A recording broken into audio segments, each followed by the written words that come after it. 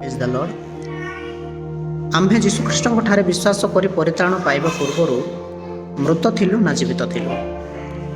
ଆଜି ଅନେକ ଏହି ପ୍ରଶ୍ନ ପଚାରନ୍ତି ନାହିଁ, କିନ୍ତୁ ଏଫେସୀୟ 2:1 ଲେଖା ଅଛି, ତୁମେମାନେ ଅପରାଧ ଏବଂ ପାପରେ ମୃତ ଥିଲ, and you hath he quickened who were dead in trespasses and sins, और उसने तुम्हें भी जिलाया जो अपने अपराधों और पापों के कारण मरे हुए थे।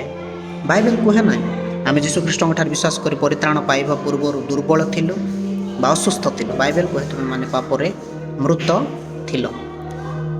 ତେବେ ମୃତ ବ୍ୟକ୍ତି ତ କୌଣସି ନିଷ୍ପତ୍ତି ନେଇପାରିବ ନାହିଁ।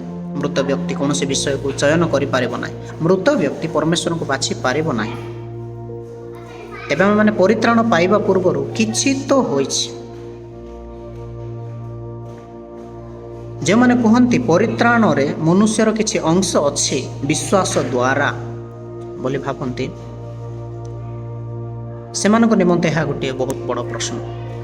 ଯେତେବେଳେ ଆମେମାନେ ଲାଜାରଙ୍କ ଜୀବନ ଦେଖୁ, ଲାଜାର 3-4 ଦିନ ପର୍ଯ୍ୟନ୍ତ କବର ସ୍ଥାନରେ ଥିଲା।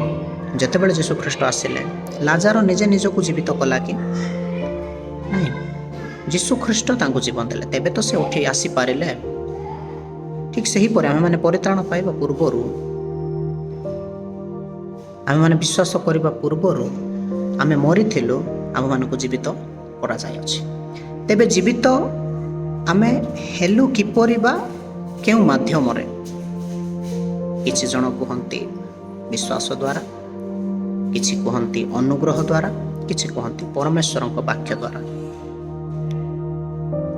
ନେକ୍ସଟ ଭିଡ଼ିଓରେ ଆମେମାନେ ସେଇ ବିଷୟରେ ଆଲୋଚନା କରିବା।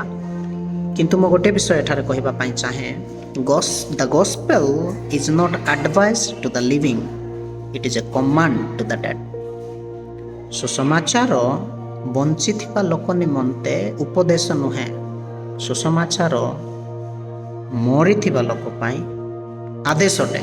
ସେ ଯେପରି ପୁଣି ଥରେ ଆତ୍ମିକତାରେ ବଞ୍ଚିବ ଏବଂ ଯୀଶୁଙ୍କ ଠାରେ ବିଶ୍ୱାସ କରିବ।